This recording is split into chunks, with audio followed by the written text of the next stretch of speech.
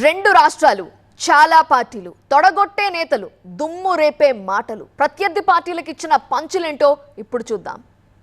ఇప్పటికైనా సరే అవతల పార్టీ, ఆ పార్టీ పేరు చెప్పాలన్నా కూడా నాకు కొంచెం ఇది వస్తూ ఉంది. కానీ బాధ్యతతో ప్రవర్తించాలని కోరుతున్నాను. నేను విమర్శించడం లేదు.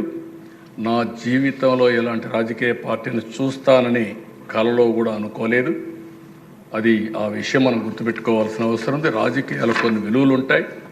రాజకీయ నాయకులు అనుకున్న వాళ్ళం ప్రజల కోసం పనిచేసే మనం ముందుగా ఆదర్శంగా ఉంటే ప్రజలు మనల్ని ఫాలో అయ్యే పరిస్థితి వస్తారు.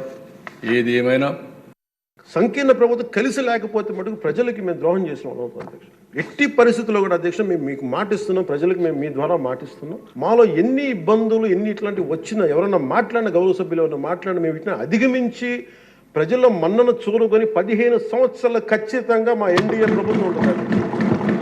ఎన్ని ఇబ్బందులు ఉన్నప్పటికీ కింద పడతాం, మీద పడతాం, అవి మా ఇంటి విషయాలు అధ్యక్ష.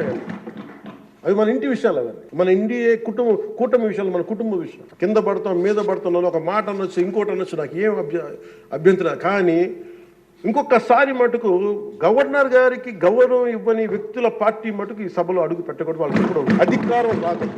సుజన్ రెడ్డి అని ఆయన బామ్మర్ది కంపెనీకి 1137 కోట్ల కాంట్రాక్ట్, అది కూడా 2 కోట్లు వాళ్ళ కంపెనీ లాభము.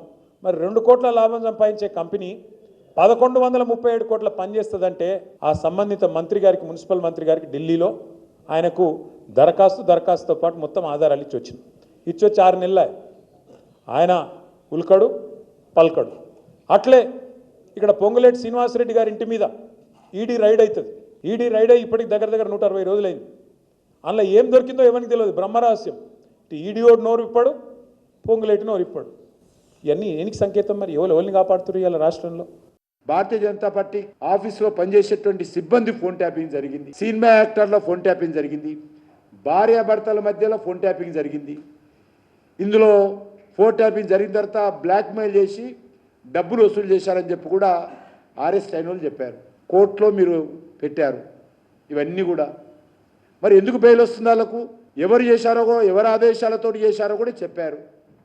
అయినా కూడా మీరు చేతులు ఎత్తేసి ఈరోజు కేంద్ర ప్రభుత్వము విదేశాల నుంచి తీసుకురావడం లేదు అని చిన్నపిల్లలాగా మాట్లాడితే దీనికి జవాబు ఏమని చెప్పాలి? ఏ రకంగా చెప్పాలి?